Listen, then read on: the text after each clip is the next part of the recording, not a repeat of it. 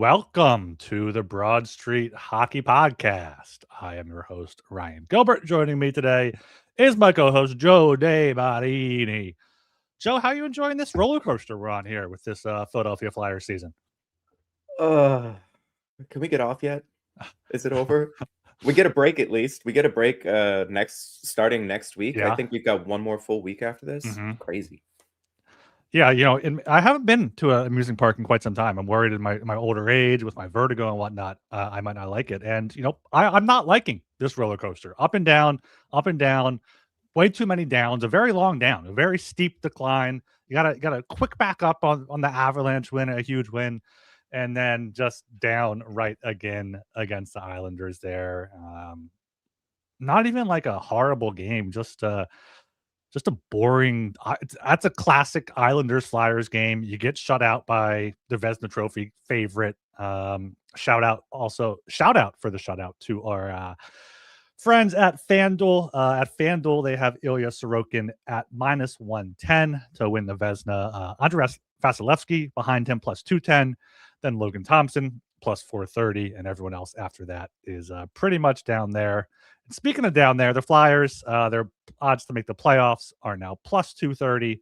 Their odds to miss the playoffs are -290. So they're sinking right now, Joe. And I do want to just get into our predictions here off the top of the show for the past three games. We recorded with Jacob. He joined us. He might join us later again. We'll see. After the Vegas game at Utah, I said 5-2 loss. You said 4-3 overtime loss. Jacob said 3-2 overtime loss. It was an overtime loss. They got a point. If you told us we had a point, we would have been happy about it, but it was not a happy result there. And then on Friday, I said 6-2. You said 7-3. You got the score right. You just had an opposite there. And Jacob said 5-2 loss. And then for the Islanders game, I forgot we were predicted this one. I thought maybe I would have. I said 3-2 shootout win. Jacob said 4-3 shootout loss. You said 4-2 win, and the Flyers could not even get one goal last night. That's the most disappointing thing. Like, you beat the Avalanche 7-3. I know it's Sorokin. I know they play a very structured defensive style, but it was just a very disappointing night last night. And the fans showed up. There were a lot more people there than I thought would be. Like, tickets didn't get that cheap. Like, it was a respectable crowd there for the snowstorm. They ventured out into the drifts, the tundra of South Philadelphia, and they were rewarded with just like the most disappointing and lackluster first game after a road trip you can imagine. I'm thinking this roller coaster allegory doesn't fit so well because when you're going down, it's the fun part of the roller coaster. It's the not if you don't like roller coasters. I guess that's true. I like roller coasters, but God, and they beat Vegas. Like, they beat the Vegas Golden Knights in a tight game 2-1, really like heavy playoff style hockey. They had a 3-goal lead against the Utah Mammoth, blew that. Yeah. And then they blow out the Avalanche in their barn. Philadelphia owns Mackenzie Blackwood. Still true, no matter which team he's playing for. And then the Islanders. It's a bummer. It's a real drag because you look at the standings. They have, I think it's 57 points in 51 games. They are tied with the Capitals, who are not doing so well either. No. Capitals suck. Devils suck. Flyers suck. Like the Penguins. But the Blue Jackets are second. Yeah. The Blue Jackets are suddenly hot because they got that new coach bump from Rick Bowness. So the Flyers get them tomorrow. Yeah, the bonus bus is going. The what? The bonus bus. The bonus bus. Bonus bus. Hop aboard. Okay. No, thank you. What a weird situation. They only signed him through the end of this season. I mean, he's pretty old. He was retired, so he was on a boat the day before he was coaching his game. I think he's 70. Yeah, I think he's 70 or 71 there. But yeah, the Flyers last night, Monday night, at home against the Islanders, coming home, playing in the snowstorm or after the snowstorm, a chance to tie the Islanders in the standings with one fewer game played, and they really put up an act. Like, their first period was strong. It was a strong first period. You get the power play. The power play looks great. That Michkov unit out there, the full 2 minutes, generating chances, getting pucks back, not exiting the zone too often, getting good puck movement, looking like they know what they're doing. They get a penalty kill. Then after that, and then the power play. They go to the other unit, which I Oh, guess I understand what Tockett's thinking, but like the Michkov unit, and Michkov has been fantastic the past few games. He's been looking much more confident, and very early on in that power play. Was it Tippett and or was it Tippett and Drysdale, Brink and Drysdale chase the guy? Barkey. Was it Bark? Yeah. Oh, oh, yeah. That left Peugeot No, no, open. no. It was Drysdale. Yeah, Yeah. yeah, and so yeah, and then Sam Emerson, you want to save there. You can't blame him for giving up like two goals. The few goals he gave up were like right in the slot. Like you look at the heat map on Natural Stat Trick, 3 right in between the dots, center slot, and then 1 from some top of the circle there that you don't necessarily love, but like that just seemed like all right. We gave up a goal. We had a good try. We're gonna kind of pack it in now, and that's really what it felt. And because they look good, they weren't the worst team. Yeah. They very even teams, very boring game. It's just the special teams and the goaltending. It's the special teams and the goaltending. That's what we Tale as old as time. keep harping on, and that's why they lost. They allowed a power play goal, allowed a shorthanded goal, and got shut out by Ilya Sorokin, who now leads the league or continues to lead the league with his 6th shutout there. I mean, the only exciting thing about last night's game, Michkov's ice time 16-10, and he ended up on the line with Dvorak and TK in the third period because Zegras got bumped down to the Cates and Brink line. So I don't know if that's going to be a permanent change. Maybe it was just like I'm desperate. I got to do something to shake up the lines, get these guys going. But I'm going to be curious to see if they keep that configuration together for the next game. Well, today at practice, Charlie O'Connor of PHLY, of course, Charlie, love Charlie. He tweeted out, same forward lines. There were changes on the defensive pairs, though. You have not seen this yet. I saw that. You saw that. Okay. Yeah. It's Sanheim. Yeah. BrawlStreetHockey.com. Read and subscribe there. You got Sanheim Risto, top pair, York, Drysdale, second pair, and then Sealer, Noah Juleson. The third pair, Emil Andre, the odd man out as the healthy scratch, which I don't love. I think he's a better hockey player than Noah Juleson, but I'm hoping it's just one game. Let him reset a little bit. His underlying metrics have been a lot better than I thought. Because like watching him, he is struggling. He is fighting it a bit at times, but like yesterday, especially. He's still better than Noah Juleson. Like, but Juleson's bigger, right hand shot. I guess he wants to get him in the mix, but hopefully Andre gets back in there. Also, didn't Tocchet do this like a month ago? The Flyers had a back-to-back, and he scratched Emil Andre for one of the back-to-back games to get Juleson in. Yes, that was the Juleson played on New Year's Eve, the second half of the back-to-back. Yeah, so it's I'm a fan of that. You have seven arguably NHL defensemen, cycle them in. You have 13, 14 NHL forwards, cycle them in, which I was happy to see Hathaway out of the lineup on Monday. Grubenkin, Grundstrom, 2 good fourth line wingers. Not loving Lane Peterson on the fourth line center. I'd like to see an improvement there, but I do want to go back to that first goal because I forgot about it. I'm watching the NHL Edge goal visualizer. Yeah, the puck just comes in on Sam Emerson. He plays it to the side, and then it's just a 1-on-0 in front because Drysdale and Brink both go after the guy there. We got plenty of people here in the chat saying bring Zamula back. Yeah, I said this. I said this. Which one do you think I was pulling up? The one above that? No, I didn't know which one you were going to pull up. Okay. I mean, they are going to Columbus. They could just pick him up on their way back. Zamula revenge game. I'm not sure what Zamula score is going to be at FanDuel, but definitely check that out. We got NM Stack saying Andre needs to sit for a game or two. He's still young. Yeah, don't mind that whatsoever. I'd keep Tippett, and this is Vineet Singh here. I would keep Tippett and Barkey with Coots, but move Zegras to pivot between Travis Konecny and Matvei Michkov. I would love that. And drop Devo to center Cates and Brink. I would rather see McDonald than Juleson. I agree.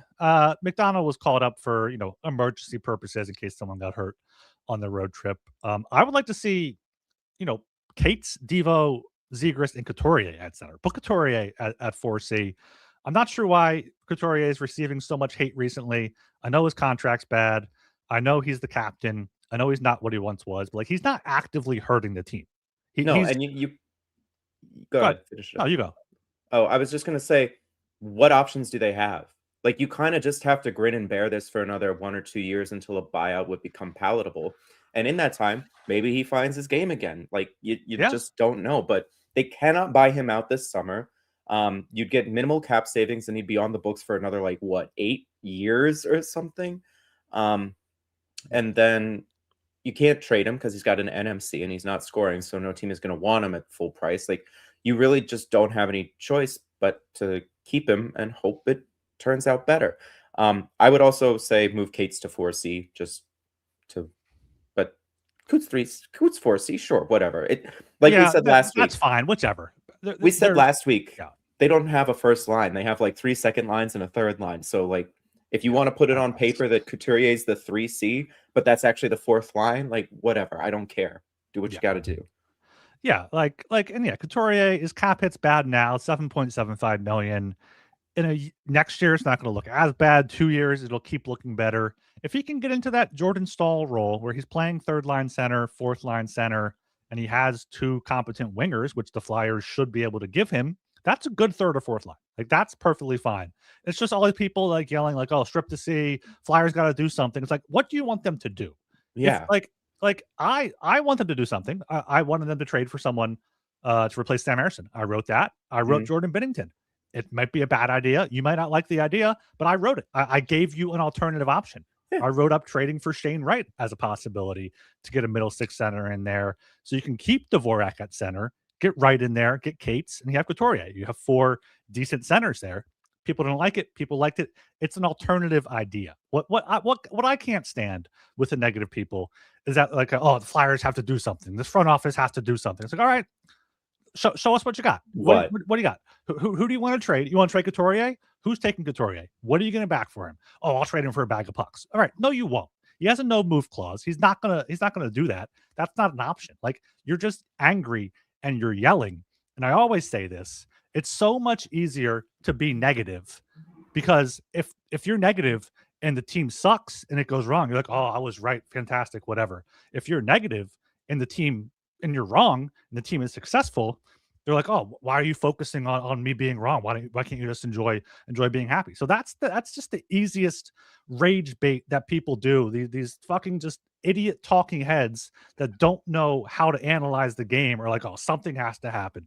Flyers have to do something. This front office is going in the wrong direction. It's like, no, especially after one game. Like we saw a great first half of the season. We saw 41 games Yeah.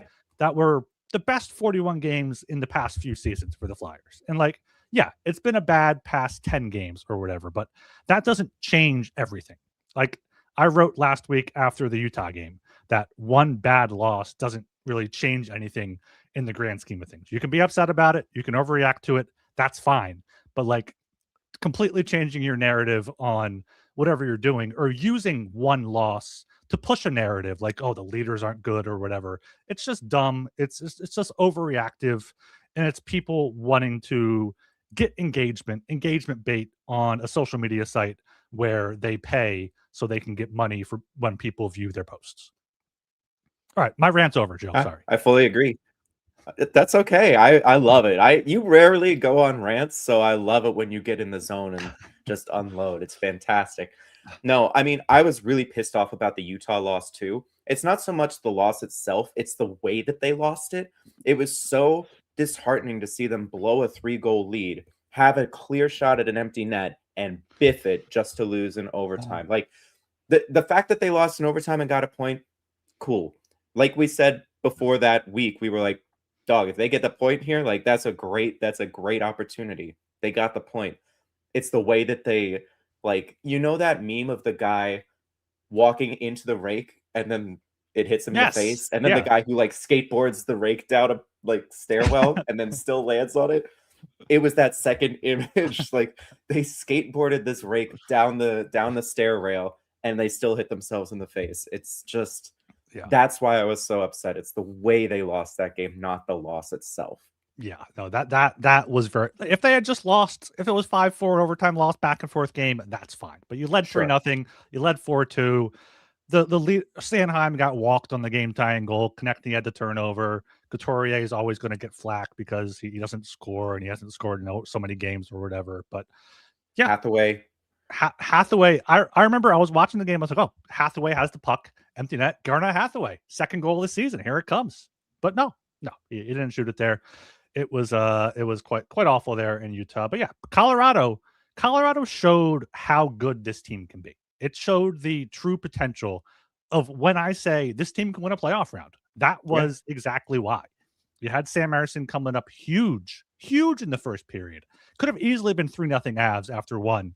Then that snowballs from there after losing to Utah. So credit to the Flyers for bouncing back. Credit to Sam Harrison for actually looking better than the numbers showed that game. Because I'm pretty sure that game, I did post game with Jacob, and he had a negative goal save above expected that game. And he did not deserve that. I think he had like a 915 save percentage, which looked pretty good. But yeah, that was a special teams game. That was goaltending. That was 5-on-5. That was everything putting it together. And then you had nothing on Monday night. Like there was just nothing going on. The team was dead in front of him. Like, do you want to see him make a couple of those saves? Yeah. But also the team looked completely limp.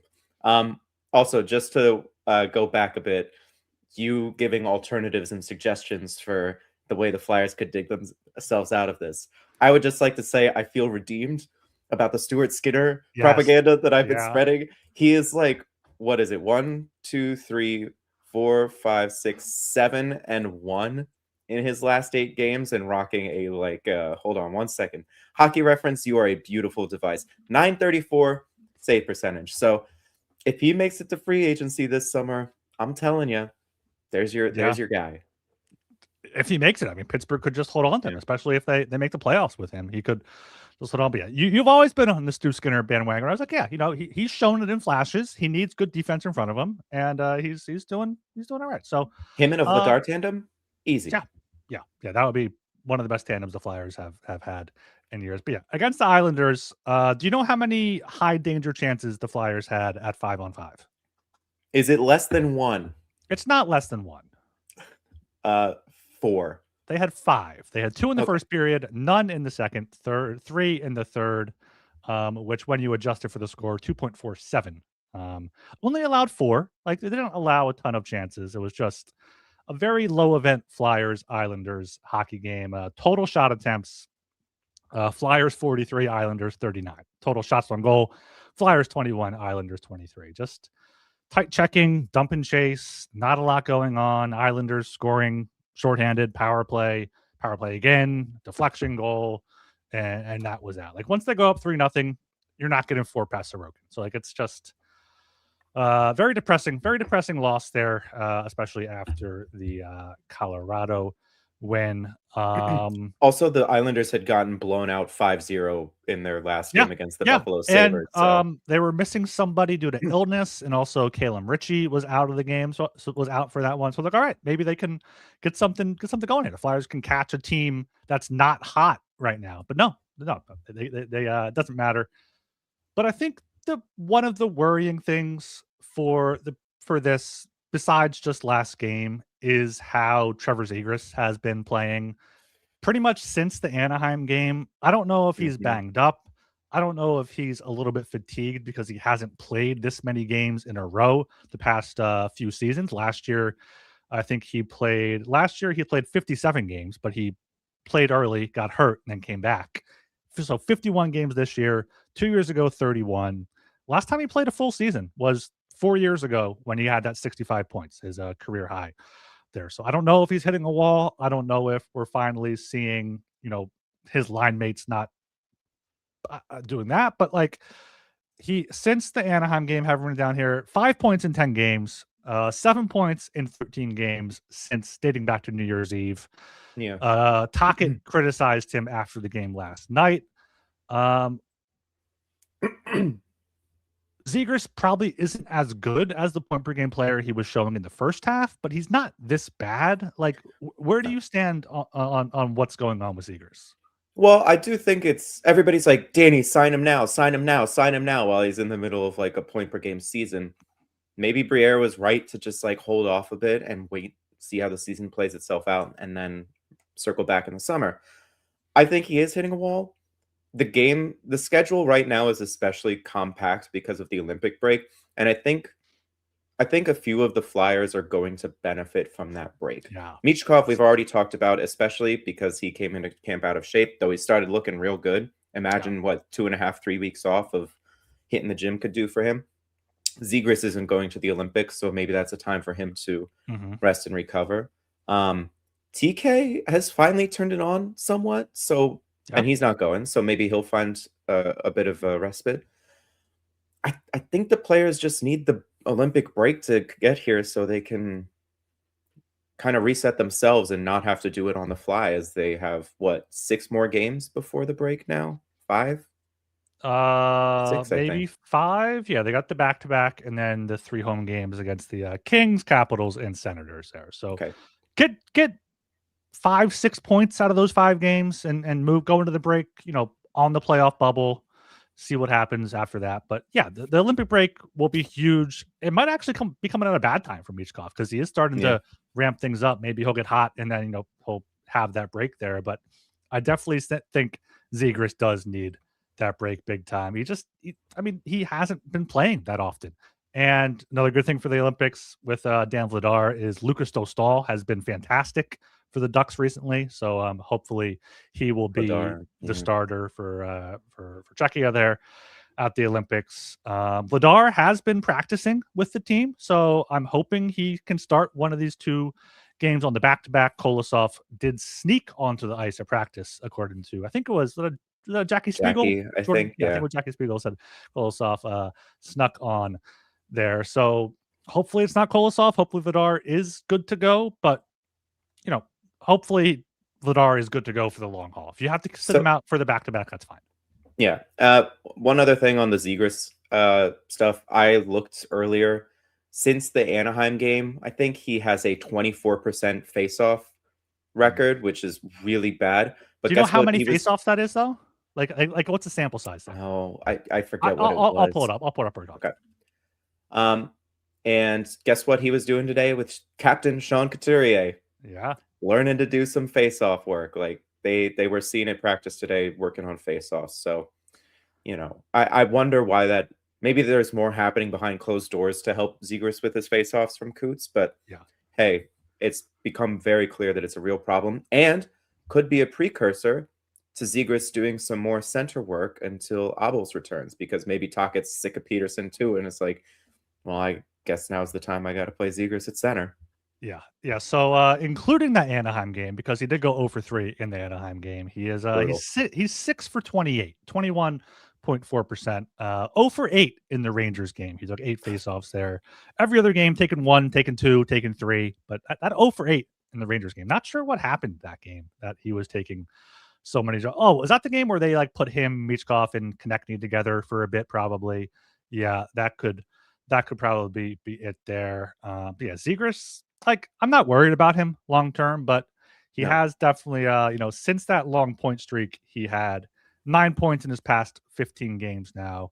After he had what? He had a 9 game point streak with 11 points in that span. So, but also he's with Christian Dvorak, and Christian Dvorak is an Oh boy. average, Here we average, go. an average middle six center. So like he could have had.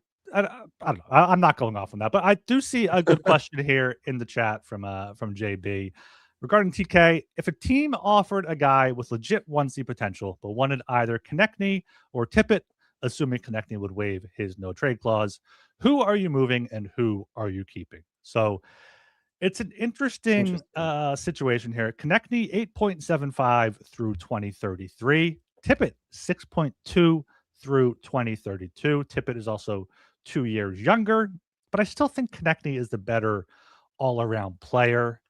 Yeah. There was a good article on broadstreethockey.com last week about why the Flyers would regret trading Owen Tippett.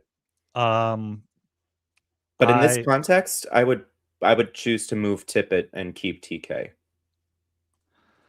Yeah, I think so. I think you can get a guy like Tippett and I think Konechny is more heart and soul of the team Yeah. type thing. And I mean, Tippett's playing penalty kill now too, so he does play all situations. But I don't know. And It is I'm tough. gonna keep It's tough. I'm gonna keep banging the drum for TK too, because I mean this is now 2 seasons ago, but he was one of the best setup guys in the league behind like McDavid and Kucherov were the only two players who were better at Mhm. getting primary shot assists, I think it was called. You can check that out over on it's all three zones. I haven't looked at it recently, but Tippett is not a setup guy.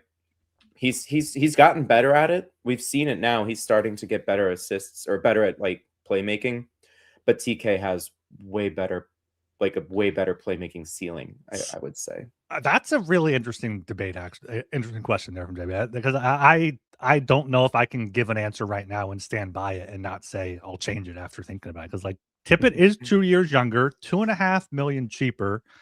I'm trying to think like in the construction of the team, you have Michkov, you have Martone, you have Forster as three of your top two line wingers.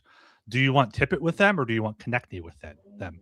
And by the time the Flyers are ready to like actually compete, Konechny's 30, 31, and we don't know how he's gonna the aging curve. Tippett's still kind of in his prime at 26. Yeah. I mean, everyone would easily just say trade Tippett, too inconsistent. He too many games where he doesn't show up. But I mean, Not lately. if he can keep this going for the rest of the year, then I would have to seriously consider trading Konechny over trading Tippett because but we've also seen Konechny come and go at times. Yeah. Yeah. Also, Tippett has more size, I believe. Throws the Oh, body for around sure. more, or is doing faster as well. So he's not going to lose that as much. But I mean, I don't. The team would easily trade Tippett over Konechny. That's not a debate right now. They would Also, not just like this is the first year of Konechny's extension, right? Like you yeah, don't sign a guy to an extension and then ask him to waive to go somewhere else. Like no. the player asks you to trade him somewhere else and then gives you a list of places he would want to go Mhm. and would be okay with waiving his trade clause go. I know this is a hypothetical where TK would waive, but you know, I like if we're basing it on reality, then there's no way they'd trade Tippett first. But it would again depend on the 1C prospect. Like over on BarStreetHockey.com, there's an article about Shane Wright that really generated some takes. Would you do Tippett for Wright 1-for-1? That's something. That's a trade. There were questions about that in the comments. Like, that's a trade that the Flyers could definitely regret. Like Yeah, Shane Wright might just be a Noah Case bust for the 2.0. lack of a better term. Like, or like a. I mean, he was the first consensus first overall by most rankings out there. When I look back on elite prospects, he had good numbers in juniors as the captain. But Seattle hasn't given him a really good chance to develop as a No. player with the wingers They that signed has him. they signed Chandler Stevenson to that god awful Yeah, contract. Like, yeah, what were you doing? yeah. I think I probably would trade Tippett for Wright. I don't know if I would actually do it straight up, but if like right now, if I had to choose, I think yes. I think Right now, you have to get a middle six. If you think Shane Wright can be a 2C, I think you do it. Shane Wright is a bit smaller than you want. I think he's 6 foot. I don't think he has too much muscle on him as of yet. But like, I didn't actually look too deeply into his underlying metrics, which apparently aren't not too great. great. But yeah, Shane Wright, it's a very interesting case because if it was like Matty Beniers, absolutely, give me Oh, tip it plus for Beniers. But like for Wright, yes. right this year, 18 points in 51 games. Last year, 44 points in 79 games. Like I want him for like a 2 or a 3C. If it's like Brink plus, or if they want Luchenko to get someone younger plus, like, or if there's like a three-way trade where you can give him a defenseman or something like that would be workable, I think. But I just think Shane Wright is the type of player that the Flyers should trade for. Like a reclamation project, has the pedigree, can come to Philly like Zegras did and kind of get his career going. I'm glad you mentioned Zegras here because we were talking about this a little bit in the Slack about how, um, Danny Briere might not make a big move until 2027 or 2028, just Mhm. because that's the way the markets are looking and the way things might fall. Cool. don't rush into a big move just because you feel you have to if it's not the right thing to do. Yeah. But I also think that there could be a trade that just comes out of nowhere. Like the Zegras trade, he was on the market. We all knew that Yeah. he probably didn't have a future in Anaheim, but it wasn't until it was happening. Like Elliot Friedman tweeted out that morning, hearing that Zegras is going to Philadelphia. Like Yeah. that was the first inkling that we had any idea that Zegras was, or that the Flyers were involved with a Zegras deal. Yeah. Maybe the Kraken, they have stated that Wright is essentially available and what their expectations for a return would be. Maybe it doesn't come by the deadline, but this summer, imagine some kind of similar tweet comes out from Friedman. It's like hearing Wright to Philadelphia, boom, out of nowhere. Hearing Austin Matthews to Philadelphia, boom, out of nowhere. Like there are so many things happening behind the scenes, and the Mikko Rantanen trade is another great example. I think they said that Colorado and Carolina had discussed a Rantanen for Nature's trade like the summer prior to when it had actually happened, but it just didn't work out. And then boom, out of nowhere, Rantanen is a Kane. So some of these trades, like players are available, but you don't get any linked teams or any returns until like it happens, and sometimes it happens out of nowhere. Yeah, comment here in the chat. Wright doesn't have nearly the track record that Zegras had, and you got Zegras for a second impaling. Yeah, but I also think Zegras was much more on the out in Anaheim than Wright is in Seattle. Like Seattle Wright right is now, he's not a distressed asset. Zegras was a distressed asset. Yeah. Wright, like it's a Kraken line right now. I think he's on the third line. Yeah, with Jaden Schwartz and Capo Caco. Kraken are 2 points out of they're tied for a playoff spot with one more game played than the Sharks and the Kings. Like they're right in it. So like they could just keep Shane Wright for the rest of the season. Then, like you said, do something in the summer. But like it's just the type of player like that. Like I don't even particularly like Shane Wright as a player. It's just like he has the potential where the Kraken are willing to move him. Apparently they want a dynamic scorer, which I don't think the Flyers have to give them besides Tippett. And I don't know if I do that 1-for-1 because besides the fact that he plays center, there's no reason to do that 1-for-1. Yeah. What about like O'Brien, JOB 2.0, or even Berkeley Catton? Would you consider them? They're younger and way less proven at the NHL level, but Berkeley Catton's playing NHL on the wing now. I don't think I would look to move for him. I think if the Flyers make a move, it's not going to be for another young center like a Luchenko that needs another year or two to be ready. If they're going to make a move, it's going to be like, all right, this team has shown us that they can stay in games, play playoff style hockey. Let's go get a young to mid-20s center that can help right now and for the future in a hockey trade type of way. Yeah. What if the Kraken threw something else in? So Wright plus for Tippett. It would really depend on what it is. I feel like it would not be just 1-for-1. Briere wouldn't do that just in case Wright is a bust and Tippett goes off in Seattle and comes like a first line winger and with Beniers up there. But like I'm looking at the Kraken's Kraken need defense. That a commenter brought up that the Kraken's defense is pretty old, so maybe you give them like a Andre, because you don't want like a Tippett and Andre for Shane Wright, and I don't know. No. I don't know because then like I just don't think I don't think Briere would do a 1-for-1. No. What if they included like Edwards? No, he's another winger. Edward Saul. They would have to just probably looking through their like prospects.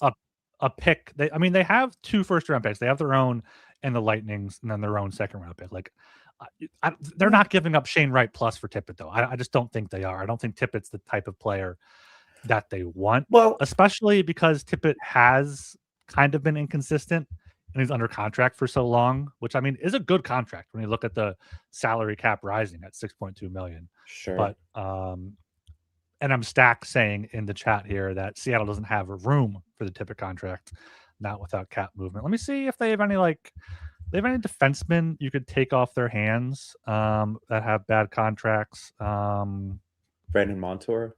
No, he's good. They wouldn't trade Montour. maybe Ryan Lindgren, Well, they 4.5 just got million, but him. that's for 3 more years. Yeah, no, it's I don't think Seattle and the Flyers don't make sense for a trade Are you sure? right now. The Kraken are desperate. They have so fumbled the bag as an expansion team. They had that one year that they beat the Avs in the first round, which was weird, but I think they were shooting 22% as a team Yeah, that season, which is insanity. And they've been kind of dog water ever since. So yeah. you say, oh, I don't think they do right plus for Tippett.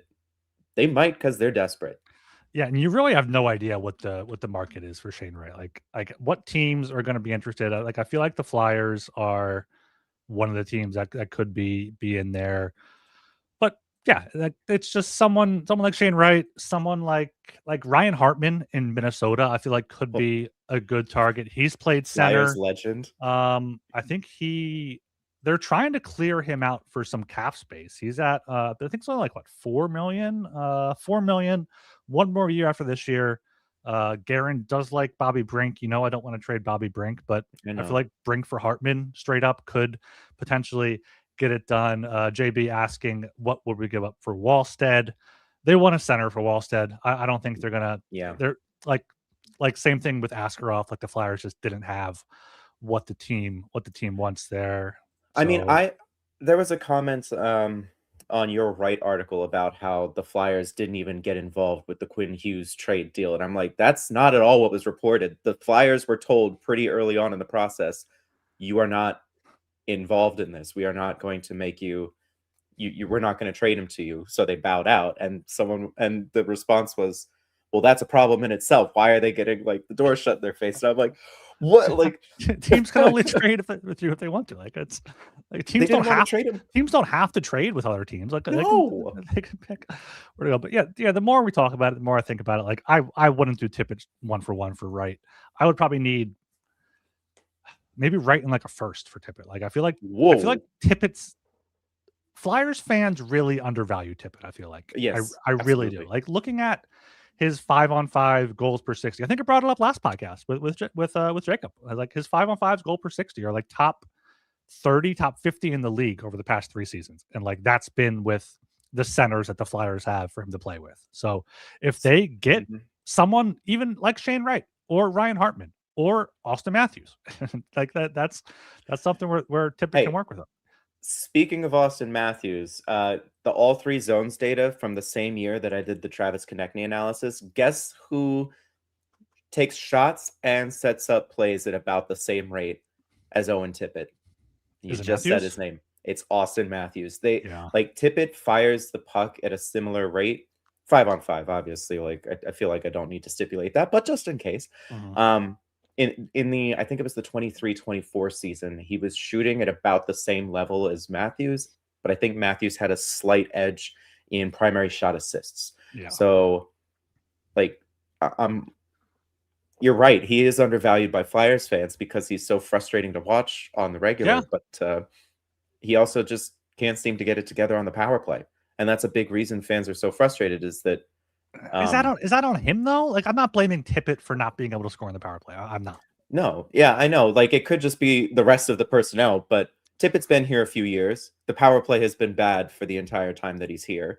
Um, you've subbed in new personnel throughout the years. You've changed up the units, and he did get a power play goal recently, and I think he had a power play assist. So maybe it's Yeah, coming along. he had the power play goal knuckle puck against the Lightning in that one game. Power play assist against the Avalanche. I think maybe on that Dvorak goal. I don't exactly remember which assist he had on that hat trick game. Um, Difference between Tippett and Matthews is Matthews scores, Tippett does for a game or 3, then disappears for a few weeks. Listen to some Toronto media. Matthews absolutely disappears for games. Every goal scorer goes through streaks. Like you can't just be Yeah. like, oh, Tippett's streaky. Like Tippett, Also, he's not right now. Like since the beginning of December, he has kind of been reinventing his game. yeah, yeah. I'm looking up. So since the start of 2022, which was Owen Tippett's Mhm. first year in Philadelphia, he has how many even strength goals? He has 76 even strength goals, as does Travis Konechny. That's more than Jonathan Marchessault, Sam Reinhart, Jared McCann, DeBrincat, Hintz, Brady Kachuk, Stamkos, Marchenko. Like, he scores at 5-on-5. The Flyers need to get a power play quarterback to help these guys score on the power play here. Like, it's Tippett is the player that you trade. Then he goes to a team, scores 30 goals, and like, damn, Yep. why'd the Flyers trade him? Like Why'd that's we do exactly that? what it is. Yeah. Yeah. But JB did sum it up pretty well here in the chat. There will be better centers than right. Be patient, especially because during that waiting period, I want to see what Tippett becomes. He's reinventing himself. Yeah, no, He is. I completely agree. There will be better centers than right available, but if the Flyers can get him for, say, Bobby Brink and something else, I think you do that just for the positional change, plus what Denver Barkey has shown. Denver Barkey has been Oh, incredible in the NHL. we were glazing Denver Barkey in the Slack earlier Yeah. because if you go to Hockey Viz and look up Denver Barkey's stats, his impact on the ice is already unreal. Yeah. I can't wait to see what he's going to look like at the start of next season. I think it's going to be quite a. He could be the next Claude Giroux. Is a joke that I made. Is a joke that I made like a couple weeks ago when we were watching a hockey game. I'm like, what if he's the next Giroux? He's not. Yeah. Probably, but that we're Barkey having fun here. Couturier Tippett line, 68.9% expected goal share. Second in the league behind only Brady Tkachuk, Tim Stützle, and Fabian Zetterlund up there in Ottawa, which is 69%. So, yeah, Nice. like get Barkey and Tippett a center that can skate a little bit with them and see what happens. Like people in the chat saying, can't wait to see what Tippett looks like with Luchenko. Yeah, I agree. Get two speedsters on the line. I'd also like to see, talking about Tippett and connecting a bit, get Tippett back on that line with Dvorak and Zegras. See if his speed, his confidence right now can maybe get Zegras going. I love it. Speaking of confidence and getting going, do you want to talk about our boy, our young boy, Matvei Michkov? Yeah. Matvei Michkov has absolutely been gaining confidence recently. Of course, a 3-point game in Colorado, 2 goals, 1 assist there. Had 5 shots in that game, had 4 shots last night against the Islanders. Got moved up to the top line in the third period, played 16-10, had 7 shots on goal in Utah. I was shocked he didn't get a point in that game because he was all over the place. And, he got plenty of power play time last night as well. So, not a ton of points yet, still just, that 3-point game, the 1 goal against Pittsburgh. So still only 5 points in the new year here, but like it's more about like watching the game and seeing him and being how confident he is. Say the line. Say the line. He looks visually better. He's visually better, Joe. He's visually better. Yeah. Yeah. No, it's been very refreshing to see that he finally seems to have turned a corner. And look, there's a lot of debate about whether he should be on the right wing or the left wing. I don't think that long term it matters that much. I like, in 3 years are we going to care? Like, if he figures it out on the left side, great. If he doesn't, who cares? He's going to be playing on the right wing. Like, I don't think it matters in the long term, but like I think every game for Michkov matters right now, especially when he's in a rut, and he's clearly more confident coming down the ice on the right side. And I know Tocchet says it doesn't matter which wing he lines up on. That people go back and forth, but it absolutely matters. And like, so if Michkov's entering the zone on the right side as a left wing, when the Flyers to get a shot and then rebound whatever and leave the zone, he has to think about, all right, let me get back when I'm in the defensive zone on the left side. Like, I don't think it matters all that much, but like he's clearly more confident on one position. Like, put him there. Like that's all I'm saying. I don't know. Maybe I guess Konechny has been better on the right side, but then you still have Konechny right side, you have Michkov right side, and you have Brink right side. I feel like that's a good 1, 2, 3. Yeah, I'm into that. I mean, Konechny as a veteran has outright said, I don't like playing the left wing. I like playing the right wing. Yeah.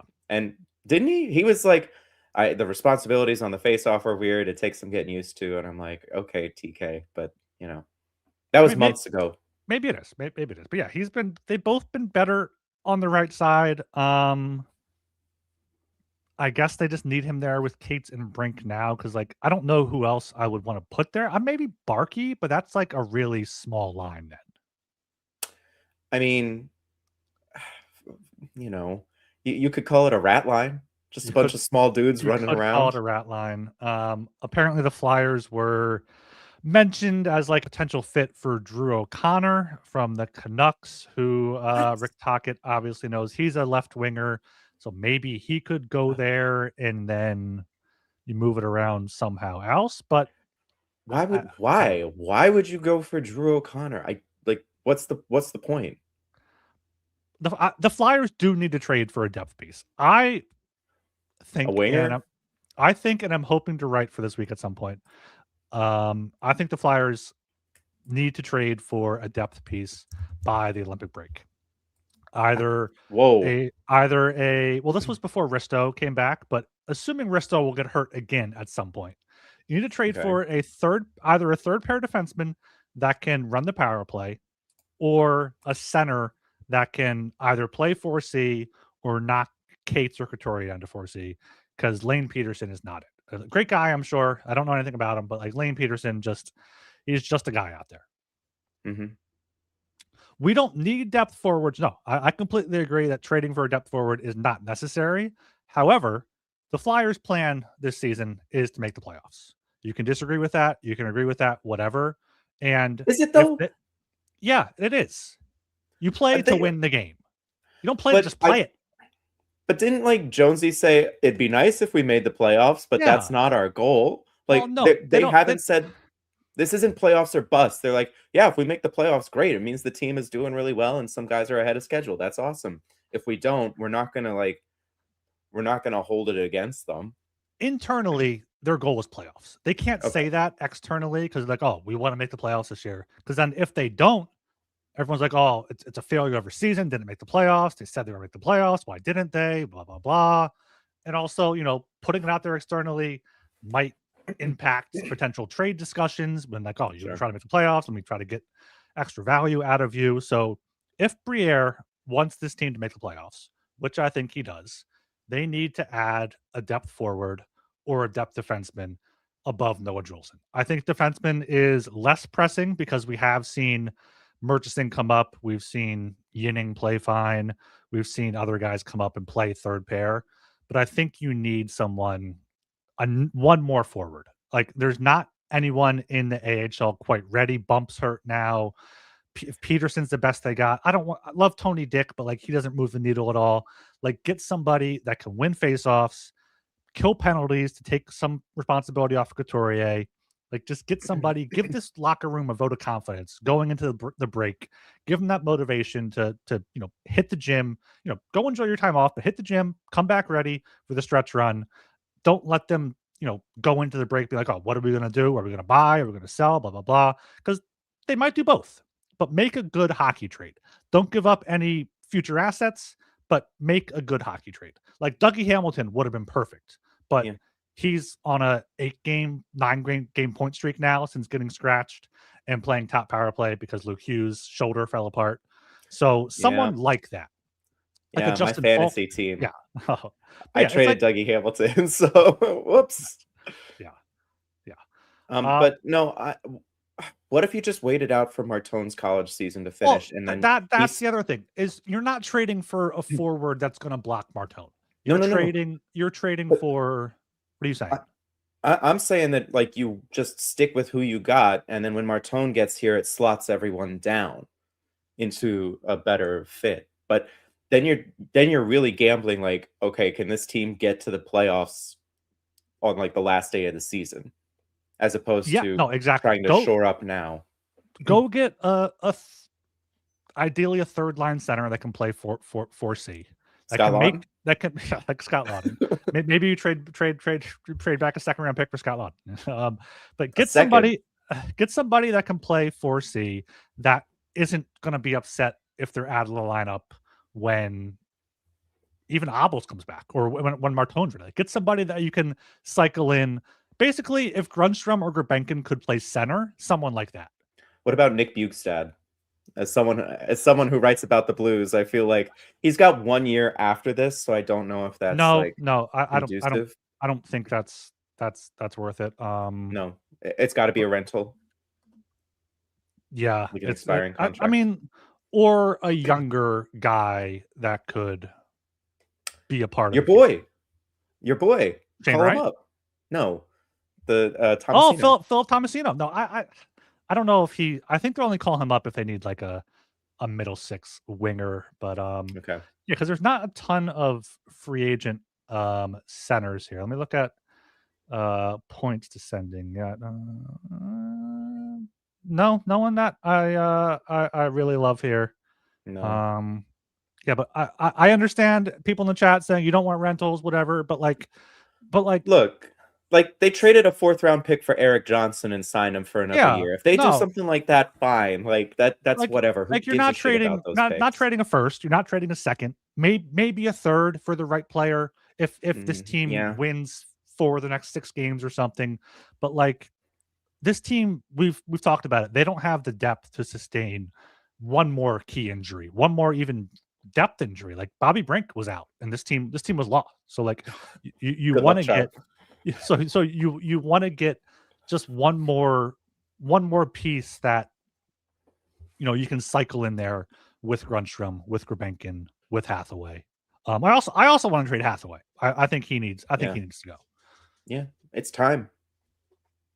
No, it's time to like consider like what could the Flyers do with Garnet Hathaway? That is a potential buyout candidate this summer, to be honest. Like if I don't think they would, they'd probably just trade him to find him a like better home, but Yeah, I mean, I think teams would want him to. I think sure. I think Hathaway. I could see Hathaway going to a team like the Sharks. Now the Sharks just got Sherwood, so maybe not the Sharks, but Yeah. someone maybe like a Seattle, maybe like somewhere out west. He's been in the East for His most whole of his career, Oh, I no, think. Calgary. Oh, he He was with started in Calgary, but like he yeah. hasn't been over there in a while. Let him go back over into the West, piss some people off over there. Everyone's tired of him in the East. He's talking shit. They're saying you have one fucking goal in the year, like hit an empty net. Like get him Yeah. over in the West and trade him for like you don't even need to get anything back for him. It's just clear the What way if for Gurbankin, clear the way for Grunstrom. what if we're going about this depth center idea all wrong, and instead of trading like a fourth or a fifth round pick, you trade Garnet Hathaway for like a fourth line center? I'd love that. I'd absolutely love Yeah. that. Yeah, yeah, or even Hathaway and in the third for line center. Like, Oh, well, okay, let's not get carried away here. well, what I was thinking with Hathaway, who would love Garnet Hathaway? Who? Bill Guerin would absolutely Oh love my Garnet god. Hathaway. If you can somehow do like Hathaway and get Hartman back, if you can do like a Hathaway, I guess Brink maybe as well, or like another future asset and get Hartman back, You that's a big win. you really think Guerin would trade for Bobby Brink after he has been trying to ship Marco Rossi out the door for years? Well, No apparently chance. apparently he really likes Brink, but no, he would want Hathaway. I think they don't really have any big fourth line agitator. I guess they have Marcus Foligno, but like it's more about just getting Hathaway out of here. Or as long as you're cycling in Grabenkin and Grunstrom and they don't sit for more than 2 games in a row, it's fine. But like Mhm. I think Hathaway is a guy where he came in, he helped this team through the early stages of the rebuild, and now, He brewed a you know, beer. yeah, he brewed a beer, had some laughs, had some cries, and now he's got to go. Yeah. It's just the way of things, Yeah, That's how things go. it's the circle of a fourth grinder life there. The circle of the fourth line grinder life. Oh boy, we'll also be free of the Delorier contract this summer too, at least. That'll be Yeah, nice. yeah, I am happy Delorier hasn't been playing. That's a thing. Why are we talking about bottom six centers? Because they're not going to trade for a top six center in season. So the options out there are going to be making marginal improvements to the roster to get an extra point or two, or three to make the playoffs. Yeah. That's why they're going to do it. Yeah. You don't have to agree with it, but that seems to be the plan that Briere and Jones are going to do.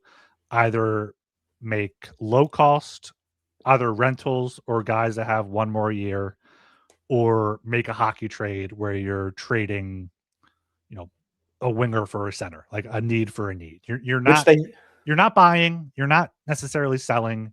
You're just staying Rearranging. put. Yeah, You're just rearranging. rearranging. Yeah. And they've done that like 3 times this season in the AHL. They traded a winger that they didn't need for Christian Kyrou, Samu Tuamala for Christian Kyrou.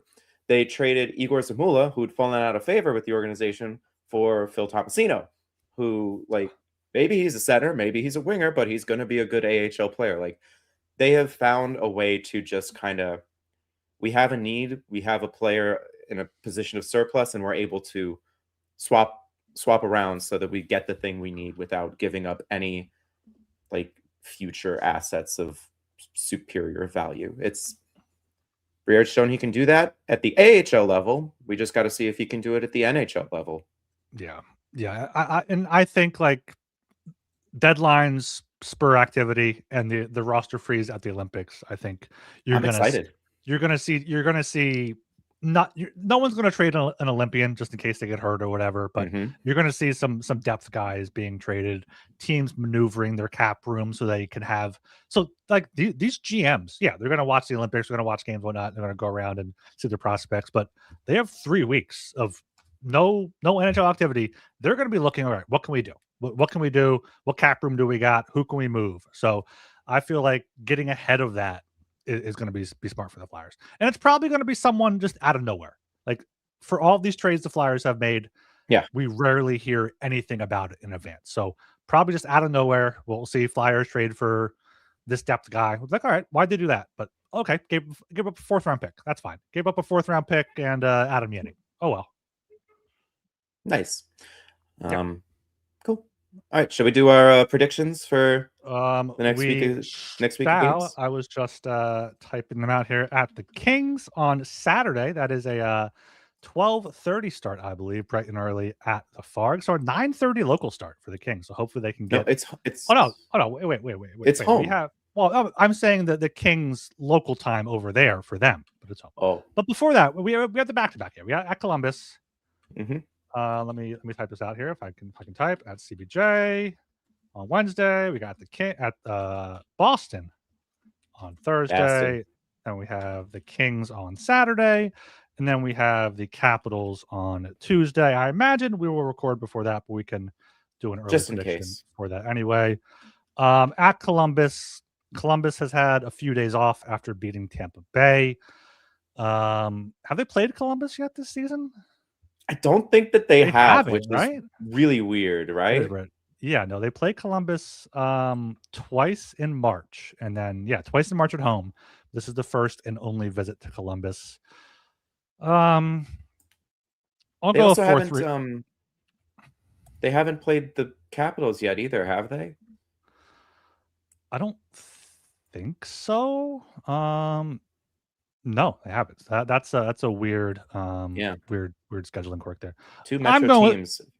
I'm going with a 4-3 overtime win in Columbus. Ooh, okay. I think if Vladar is back and it's trending that way, especially after that Harrison performance against the Islanders, I think it's going to be higher scoring than that. I think it's going to be like a 6-4 loss. No, win. They're going to win 6-4. All right, and then at Boston, you can go first on this one. 3-2 overtime loss.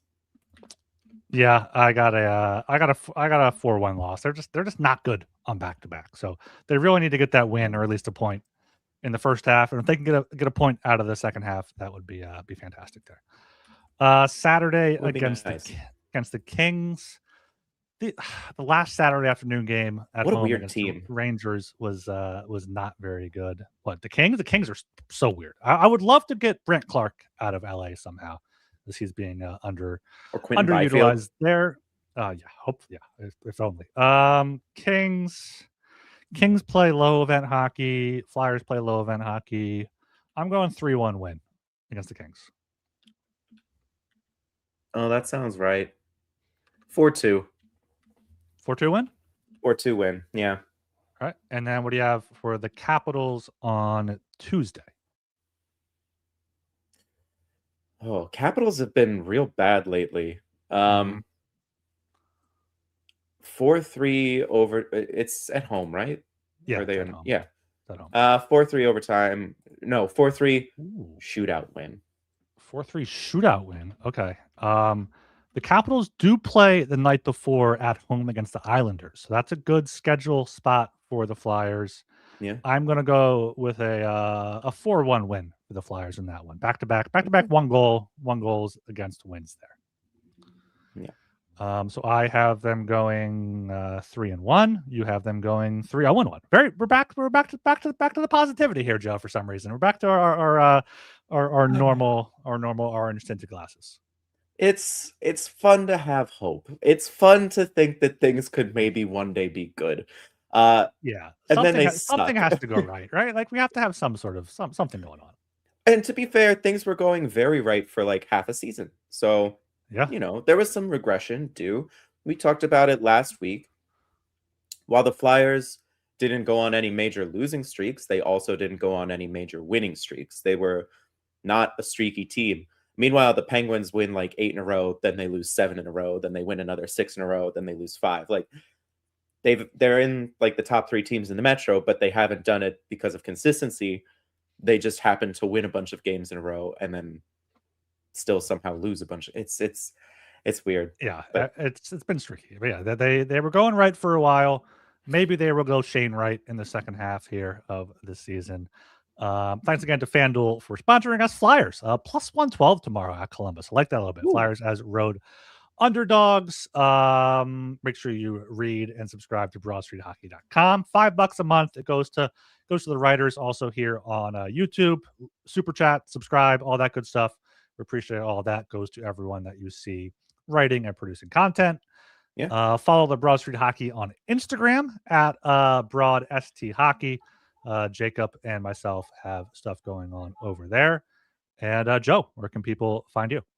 You can find me on Blue Sky at jfdemarini.bsky.social. And thank you everybody for participating in the chat today. It's kind of nice to have someone to bounce off of. Yeah. Gilbs, where can they find you? Yeah, you can find me on Blue Sky at ryangilbert.bsky.social. And until next time, thanks for listening. Go Flyers.